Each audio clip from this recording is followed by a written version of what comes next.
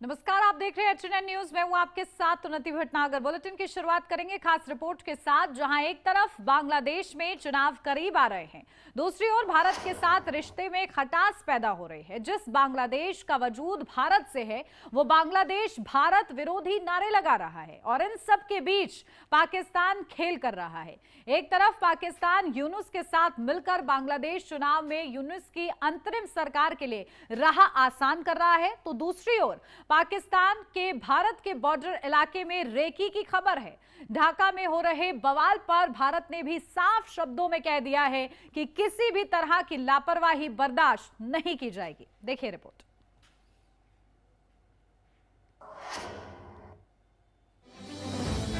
भारत के खिलाफ यूनुस का एंटी इंडिया प्लान। एहसान फरामोश बांग्लादेश, भूला भारत का एहसान। हाफिज सईद का करीबी बॉर्डर पर कर रहा रेकी। ढाका यूनिवर्सिटी में लगे एंटी इंडिया के नारे। भारत बांग्लादेश के बीच एक बार फिर रिश्तों में तल्खी देखने को मिल रही है। ढाका में भारत के खिलाफ प्रदर्शन हो रहा है। भारत के विरोध में नारेबाजी की जा रही है। साथ ही खबर है कि हाफिज सईद के करीबी ने भारत बांग्लादेश बॉर्डर पर रेकी की है। पाकिस्तान बांग्लादेश के रास्ते भारत में गतिविधियां तेज करना चाह रहा है और बांग्लादेश पाकिस्तान के कहने पर चल रहा है। लेकिन बांग्लादेश भारत का एहसान भूल गया है। जो बांग्लादेश भारत की सहायता से बना है, वही बांग्लादेश भारत के खिलाफ बगावत पर उतर आया है। पाकिस्तान ने 1971 में बांग्लादेश पर अत्याचार किया था। तब भारत ने बांग्लादेश की मदद की थी, लेकिन अब बांग्लादेश एहसान फरामोश हो गया है। दरअसल आपको ग्राफिक्स के जरिए बताते हैं कि आखिर मामला क्या है। बांग्लादेश में फिर भारत विरोधी नारे। ढाका में भारतीय उच्चायोग पर प्रदर्शन। कट्टरपंथी जुलाई ओइकिया का प्रदर्शन। सैकड़ों कट्टरपंथियों का पैदल मार्च। सुरक्षा को लेकर भारत ने जताई चिंता। विदेश मंत्रालय ने बांग्लादेश के उच्चायुक्त को बुलाकर साफ कह दिया है कि भारत अपने राजनयिक मिशनों की सुरक्षा को लेकर किसी भी तरह की लापरवाही स्वीकार नहीं करेगा। मंत्रालय ने ढाका में भारतीय मिशन के आसपास सक्रिय उग्र तत्वों और बढ़ती बयानबाजी पर गहरी चिंता जाहिर की है। भारत ने यह भी स्पष्ट किया है कि हाल की घटनाओं को लेकर जो कथित आरोप लगाए जा रहे हैं, वो तथ्यों पर आधारित नहीं है और उन्हें पूरी तरह खारिज किया जाता है। पाकिस्तान बांग्लादेश के रास्ते भारत में हलचल तेज करना चाह रहा है ताकि भारत में आतंकी गतिविधियां कर सके। ग्राफिक्स के जरिए समझिए कि आखिर मुनीर का प्लान क्या है। यूनुस के लिए बांग्लादेश की सत्ता की राह आसान करेंगे। बदले में पाक आईएसआई को भारतीय सीमाओं का एक्सेस मिलेगा। पूर्वोत्तर के रास्ते भारत में आतंकी साजिश की प्लानिंग होगी। गौरतलब है कि बांग्लादेश की अधिकतर सीमाएं भारत से घिरी हुई हैं। बांग्लादेश की 94% सीमा भारत से लगती है। भारत और बांग्लादेश के बीच 4367 किलोमीटर लंबी सीमा लगती है। यानी बांग्लादेश लगभग चारों तरफ से भारत से घिरा हुआ है। ऐसे में बांग्लादेश सुरक्षा और व्यापार के मामले में भारत पर निर्भर है। पिछले साल अगस्त महीने में विरोध प्रदर्शन के बाद शेख हसीना को प्रधानमंत्री की कुर्सी छोड़कर भारत आना पड़ा था। बांग्लादेश में शेख हसीना के सत्ता से हटने के बाद वहां इस्लामिक कट्टरपंथियों का प्रभाव बढ़ा है। भारत ने बांग्लादेश की अंतरिम सरकार से उम्मीद जताई है कि वो अपने अंतर्राष्ट्रीय और कूटनीतिक दायित्वों को गंभीरता से निभाएगी। भारत का कहना है कि अब तक ना तो किसी ठोस जांच की जानकारी साझा की गई है और ना ही ऐसे सबूत दिए गए हैं जिनसे लगाए गए आरोपों की पुष्टि हो सके। भारत ने दो टूक कहा है कि बांग्लादेश को अपने यहाँ स्थित भारतीय मिशनों और अधिकारियों की सुरक्षा हर हाल में सुनिश्चित करनी होगी। Bureau report, HNN news.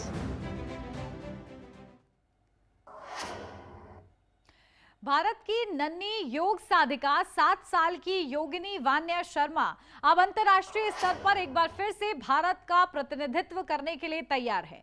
27 दिसंबर को गाजियाबाद में यूवाईएसएफ योगा वर्ल्ड कप चैंपियनशिप में वान्या शर्मा का चयन हुआ है। इस योग प्रतियोगिता में 18 देशों से कई छात्र शामिल होंगे। इस प्रतियोगिता के लिए वे काफी उत्साहित भी नजर आ रहे हैं। हमारे संवाददाता से बातचीत के दौरान वान्या शर्मा ने बताया कि वे लंबे समय से इस प्रतियोगिता की तैयारी कर रहे हैं। है हमारे देश में प्रतिभा की कमी नहीं है, बस जरूरत है उस प्रतिभा को एक बेहतर मंच देने की। और कई बार ये कहावत साबित भी होती रही है। एक ऐसी ही 7 साल की योग साधिका वान्या शर्मा ने इस कहावत को सार्थक साबित कर दिया है। वान्या शर्मा जो कि न केवल खुद 7 साल में योग करती हैं बल्कि लोगों को योग सिखाती भी है और कई जगह अंतर्राष्ट्रीय स्तर पर भारत का प्रतिनिधित्व करके भारत को गौरवान्वित करने का काम किया है। इसी को लेकर के हमारे साथ वान्या शर्मा मौजूद हैं और वान्या शर्मा आगामी 27 दिसंबर को होने वाले UYSF वर्ल्ड कप में भी तैयारी कर रही हैं कंपटीशन की। तो हम जानेंगे किस तरीके से उनकी तैयारी है और किस उम्र वर्ग में ये इस कंपटीशन में भाग लेने जा रही है। वान्या, जो ये कंपटीशन है, इस कंपटीशन के बारे में बताएं, क्या कंपटीशन है और किस तरीके से आप तैयारी कर रहे हैं? मैंने बहुत सारे नए नए आसन सीखे हैं और मैं आपको उन आसनों का नाम बताना चाहती हूँ। कलील आसन, प्रवर्तिता उपविष्ट कोणासन, व्याघ्र आसन, लिकार आसन, फ्लैग पोज, साइड नटराज आसन और भी बहुत सारे आसन मैंने सीखे हैं।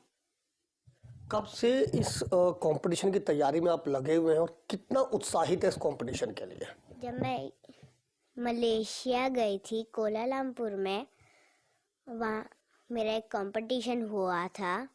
उसके बाद से मैंने वो तैयारी शुरू की। मेरे ऊपर अपना आशीर्वाद रखिए। कौन किस तरीके से आपको, आप जो तैयारी करी है, सपोर्ट आपको किस तरफ से, किस तरीके से आपको मिलती है? अगर मैं कोच की बात करूं, कोच के रूप में किस तरीके से आपको सपोर्ट मिलती है उसके बारे में? मेरे पापा ने मुझको योग सिखाया और जब मैं 2 साल की थी तब से योग कर रही हूँ। तो ये हमारे साथ वान्या शर्मा जो 7 साल की उम्र में अभी अंतर्राष्ट्रीय स्तर पर वर्ल्ड कप की तैयारी कर रही है योग को लेकर के, और किस तरीके से उन्होंने बताया कि 2 साल की उम्र से ही लगातार योगा कर रही है और ना केवल इस समय खुद योगा करती है बल्कि लोगों को योगा सिखाती भी है। कई अंतर्राष्ट्रीय स्तर पर भारत का प्रतिनिधित्व करके भारत को गौरवान्वित करने का काम किया है। फिलहाल अब आगामी 27 दिसंबर को होने वाले इस वर्ल्ड कप की तैयारी में वान्या शर्मा जुट गई है। देखना होगा किस तरीके से भारत के लिए एक नया गौरव का पल सामने आता है। मैं दिल्ली से HNN न्यूज के लिए अजीत। राजधानी दिल्ली के शाहदरा साइबर थाना पुलिस ने नौकरी के नाम पर ठगी करने वाले गिरोह का पर्दाफाश करते हुए मुख्य आरोपी को गिरफ्तार किया है। मामले की जानकारी देते हुए पुलिस ने बताया कि गिरफ्तार आरोपी युवाओं को फर्जी नौकरी का झांसा देकर ठगी कर रहा था। नमस्कार, शाहदरा जिला पुलिस को एक बड़ी सफलता मिली है। इन्होंने एक एयर इंडिया विस्तारा नौकरी रैकेट का भांडाफोड़ किया है। इसमें जो मुख्य आरोपी है रोहित मिश्रा, उसको हम लोगों ने गिरफ्तार कर लिया है। हमारी जो शिकायतकर्ता इसमें थी वो रितु सिंह थी। रितु सिंह को इन्होंने ईमेल और फ़ोन के द्वारा माध्यम से कांटेक्ट किया और इनको एयर इंडिया और विस्तारा में नौकरी दिलाने के नाम पर उनसे ठगी करी। इनसे ठगी कभी यूनिफॉर्म के नाम पर, कभी प्रोसेसिंग फ़ी के नाम पर या फिर कोई दूसरी फॉर्मेलिटीज़ के नाम पर इनसे पैसे ये आरोपी रोहित मिश्रा मांगता रहा और ये देती रही।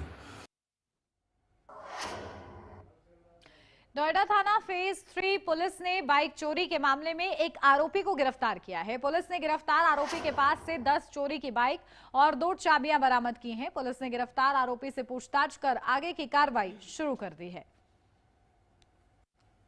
थाना फेज 3 पुलिस द्वारा रात में एक बाइक चोर पकड़ा गया है, जिसके पास से 10 बाइक बरामद हुई है, जिसमें एक मुकदमा पहले हमारे फेज 3 थाने में लिखा गया था, स्प्लेंडर बाइक, वो बरामद हुई है और 3 बाइक्स और हैं जिन पे मुकदमे कनेक्ट हो पाए हैं, बाकी तस्दीक किया जा रहा है।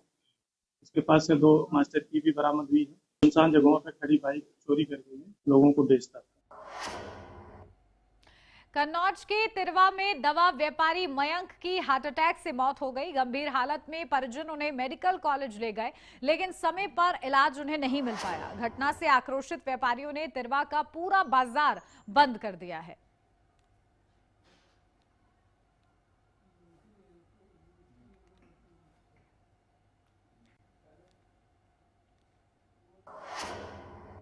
उत्तर प्रदेश विधानसभा शीतकालीन सत्र कल से शुरू हो रहा है, जिसको लेकर आज समाजवादी पार्टी ने विधायक दल की बैठक बुलाई थी। बैठक के बाद नेता प्रतिपक्ष विधान परिषद मुकुट बिहारी वर्मा ने एचएनएन न्यूज से खास बातचीत की है। क्या कुछ कहा है, आपको सुनवाते हैं। विधानसभा सत्र शुरू हो रहा है, जिसको लेकर क्या तैयारियां हैं, क्या मुद्दे रहेंगे समाजवादी पार्टी में?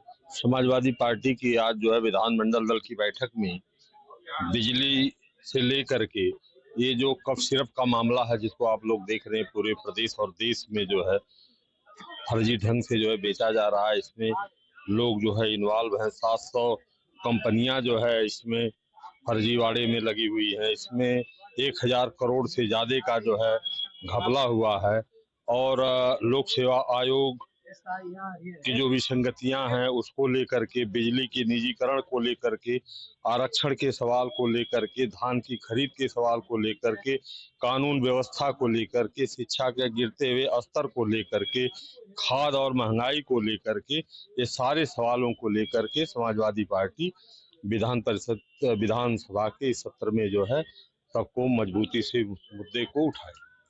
ये थे हमारे साथ विधान परिषद के नेता विरोधी दल मुकुट बिहारी वर्मा जी, जिनपे साफ तौर पे कहना है कि जो आज समाजवादी पार्टी की बैठक हुई, तमाम बिजली, पानी, ऐसे तमाम मुद्दे होंगे जिसको लेकर हम इस सत्र में चर्चा करेंगे। एचएनएन न्यूज के लिए पवन कुमार, लखनऊ। समाजवादी पार्टी के राष्ट्रीय अध्यक्ष अखिलेश यादव ने लखनऊ में आयोजित प्रेस कॉन्फ्रेंस में एसआईआर, किसानों की खाद की समस्या और कथित कोडिन सिरप घोटाले को लेकर बीजेपी पर निशाना साधा। यादव ने कहा कि हर घटना में बुलडोजर चलता है, लेकिन इस बार बुलडोजर का ड्राइवर गायब है। कोडिन सिरप और कफ सिरप को लेकर के केवल यूपी के आम लोग चिंतित नहीं है, गरीब के साथ साथ पूरे देश में इस बात की चिंता है कि सबसे महत्वपूर्ण जगह से ये इतना बड़ा घोटाला चल रहा था, प्रधान सांसद जी के क्षेत्र से शुरू होकर के न केवल यूपी, देश भर में और दूसरे देशों में भी कोडिन सिरप, कफ सिरप को भेजा जा रहा था। ये बात निकल कर के आई, कुछ 100 करोड़ का घोटाला है ये, लेकिन बढ़ते बढ़ते ये निकल कर के आ रहा है कि हजारों करोड़ का घोटाला है। या रुक एक छोटे से ब्रेक के लिए, जल्द हाजिर होते हैं।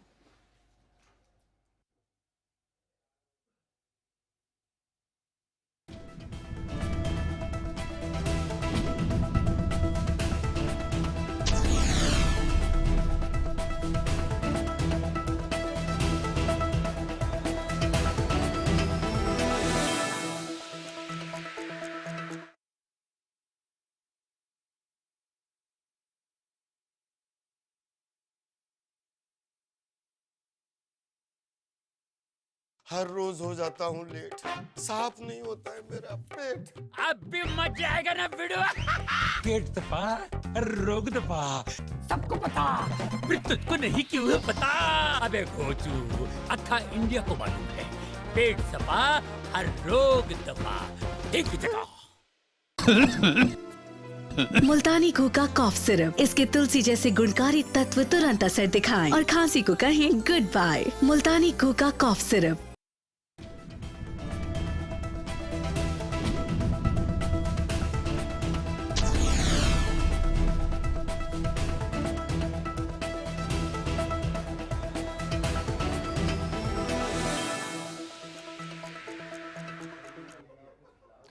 ब्रेक के बाद स्वागत है आपका। बढ़ते आगे, बरेली से नैनीताल जा रही कार भवाली से कैची धाम मार्ग पर बैरियर तोड़कर खाई में गिर जाती है। हादसे में 2 महिलाएं और एक लड़की की मौत हो गई। घायलों को अस्पताल में भर्ती कराया गया है। लखनऊ के थाना चौक इलाके के नाले किनारे झोपड़पट्टी में भीषण आग लगी, जहां सूचना मिलने पर पहुंची फायर ब्रिगेड की टीम ने कड़ी मशक्कत के बाद आग पर काबू पाया है। नोएडा के सेक्टर 19 निवासी मशहूर मूर्तिकार राम सुतार का 100 साल की उम्र में निधन हो गया। उन्होंने स्टैचू ऑफ यूनिटी जैसी प्रतिष्ठित मूर्तियां बनाई थी। उनके निधन पर यूपी के मुख्यमंत्री योगी आदित्यनाथ ने एक्स पर पोस्ट करते हुए दुख व्यक्त किया है।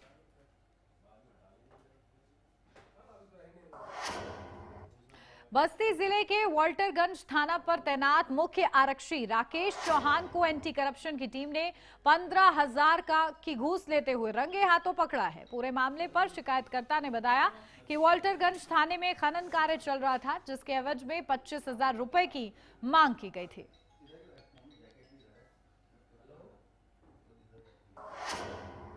यूपी के नगर विकास एवं ऊर्जा मंत्री एके शर्मा ने नगर निगम लखनऊ सीमा में नवनिर्मित राष्ट्रीय प्रेरणा स्थल का निरीक्षण किया। उन्होंने परियोजना की प्रगति की समीक्षा करते हुए शेष बचे कार्यों को गुणवत्ता के साथ शीघ्र पूर्ण कराने के निर्देश अधिकारियों को दिए। उन्होंने कहा कि यह स्थल लखनऊ नगर के लिए एक प्रेरणादायी और उदाहरण प्रस्तुत करने वाला केंद्र बनेगा। लखनऊ में समाजवादी पार्टी महिला सभा ने संजय निषाद के बयान के विरोध में प्रदर्शन किया। यह प्रदर्शन हजरतगंज चौराहे पर किया गया, जहां बड़ी संख्या में सपा कार्यकर्ता जुटे। पुलिस ने प्रदर्शन कर रहे सपा कार्यकर्ताओं को हिरासत में लिया है।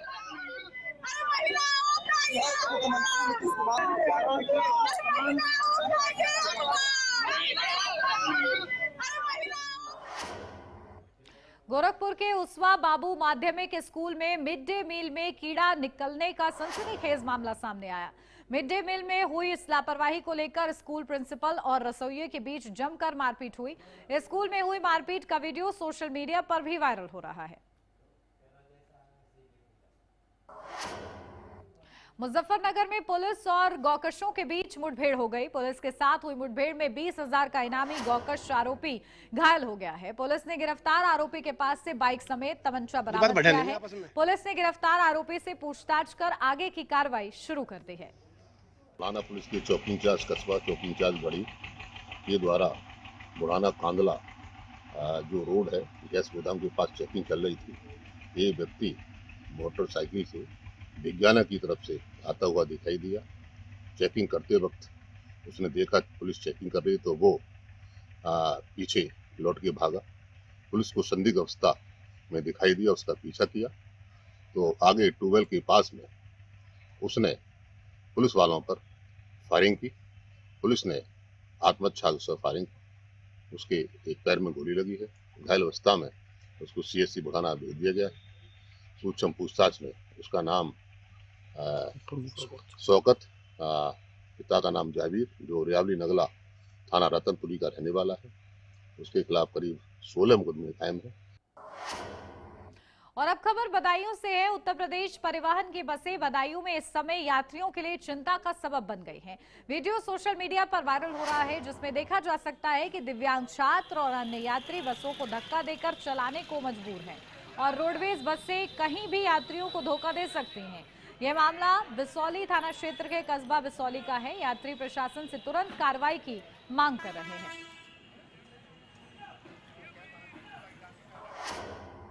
कन्नौज में बीजेपी कार्यालय का घेराव करने जा रहे कांग्रेस नेताओं को पुलिस ने GT रोड पर रोक लिया। जबरन रोके जाने से आक्रोशित कांग्रेस कार्यकर्ताओं ने सड़क पर प्रदर्शन किया। कांग्रेस नेताओं ने कहा कि नेशनल हेराल्ड मामले में सुप्रीम कोर्ट में से सोनिया गांधी और राहुल गांधी को बड़ी राहत मिली है। इस दौरान कांग्रेसियों और पुलिस के बीच तीखी नोकझोंक हुई, जिसका वीडियो सोशल मीडिया पर वायरल है।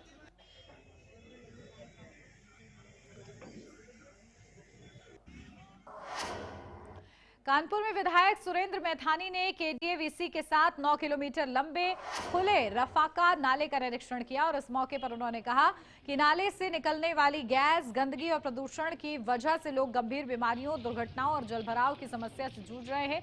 इसी के साथ उन्होंने KDA-VC को नाले को आधुनिक तकनीक से पाइपलाइन में डालकर और प्रदूषित पानी को ट्रीटमेंट के बाद पांडू नदी से जोड़ने के निर्देश जारी किए हैं।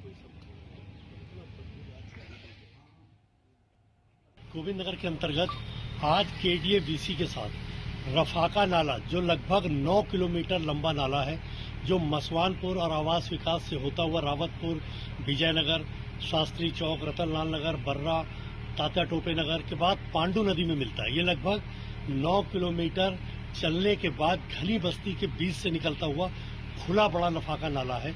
लगभग इससे 20 लाख से भी ज्यादा लोग प्रभावित होते हैं और इस खुले नाले की वजह से जहरीली गैस का उत्सर्जन होता है। आसपास रहने वाले लोगों के घरों के टीवी, फ्रिज और ये सब नहीं चलते हैं, एसी नहीं चलते हैं और लोगों के चेहरों पर, शरीर पर चकत्ते जैसे पड़ जा रहे हैं। यानी जहरीली गैस के उत्सर्जन से आने वाली पीढ़ी को भी खतरा है। ललितपुर में शहजाद नदी पर निर्माणाधीन पुल का जिलाधिकारी ने निरीक्षण किया है। निरीक्षण के दौरान पुल निर्माण के कारण लोगों को आगे जाने में दिक्कतों का सामना करना पड़ रहा है। डीएम ने अधिकारियों को अस्थायी रास्ते को बनाने के निर्देश दिए हैं। आपको बता दें कि लंबे समय से ब्रिटिशकालीन निचले पुल को हटाकर उच्च गुणवत्ता और ऊंचाई वाले नए पुल के निर्माण की मांग की जा रही थी, जिसे अब पूरा किया जा रहा है।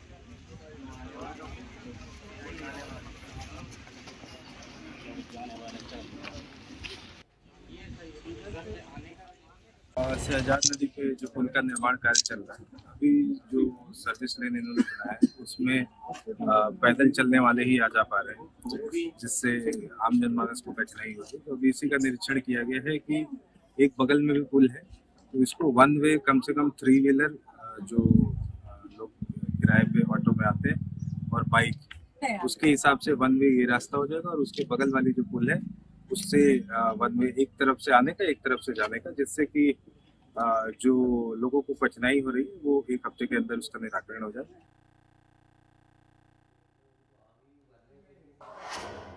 फिरोजाबाद के बसंत बिहार कॉलोनी में गंदे पानी का निकासी न होने से कॉलोनी वासी परेशान थे और इस समस्या को लेकर स्थानीय निवासी राजकुमार और अन्य लोगों ने धरना प्रदर्शन दिया। जहां धरने की खबर के बाद महापौर कामिनी राठौर और नगर निगम के एई और जेई मौके पर पहुंचे। उन्होंने जल भराव और निकासी की स्थिति का निरीक्षण किया और ठेकेदार को कार्य तुरंत शुरू करने के सख्त निर्देश दिए। महापौर ने अधिकारियों को चेताया कि नागरिकों की मूलभूत समस्याओं में ढिलाई बर्दाश्त नहीं की जाएगी। कॉलोनी वासियों ने समाधान का आश्वासन मिलने पर महापौर और नगर निगम प्रशासन का आभार व्यक्त किया है। अधिकारियों के तौर पर आश्वासन से आज हमको बहुत ज़्यादा प्रसन्नता मिली है कि ऐसा लग रहा है कि हमारा जो भी प्रयास था वो सफल होना है। पानी निकास के लिए नाले का निर्माण होना था, वो काफ़ी दिन से अधूरा पड़ा था। उस प्रयास में हम लोगों को धरना देना पड़ा और सभी अधिकारीगणों से मिलना भी पड़ा था। तो धरने से ये प्रभाव पड़ा कि सभी लोग यहाँ आए, दौरा किया, समस्याओं को देखा हमारी को और आश्वासन दिया। और आज मेयर साहिबा, जेई साहब, एई साहब सभी लोग आए, उन्होंने नाले को देखा, कहाँ से क्या मतलब काम रुका हुआ है उन्होंने देखा, निरीक्षण किया और कल से काम लगाने के लिए ठेकेदार से बोला भी है। हम लोग संतुष्ट हैं इस चीज़ से। जिस तरह से हम लोगों ने धरना प्रदर्शन किया था शांतिपूर्वक, उसका हमें बहुत पूरा ही असर देखने के लिए मिला है। यहाँ पर हमारा शासन प्रशासन बिल्कुल सक्रिय हो गया है। यहाँ मेयर साहिबा भी आए, जेई साहब आए, एई साहब आए, उन्होंने पूरा आश्वस्त किया है कि आपका नाले का काम बहुत जल्दी लग जाएगा। इससे हम लोग सभी लोग संतुष्ट हैं और हम आपके चैनल अपनी कॉलोनी वासियों के माध्यम से आप सभी चैनल वासियों का धन्यवाद करना चाहते हैं कि इन्होंने हमारे काम को जल्दी संज्ञान में लेकर के जल्दी काम शुरू कराने का आश्वासन दिया है। इसके लिए हम आपके और शासन प्रशासन के बहुत बहुत आभारी हैं। धन्यवाद। और इसी के साथ इस बुलेटिन में बस इतना ही। आप बने रहिए HNN न्यूज के साथ।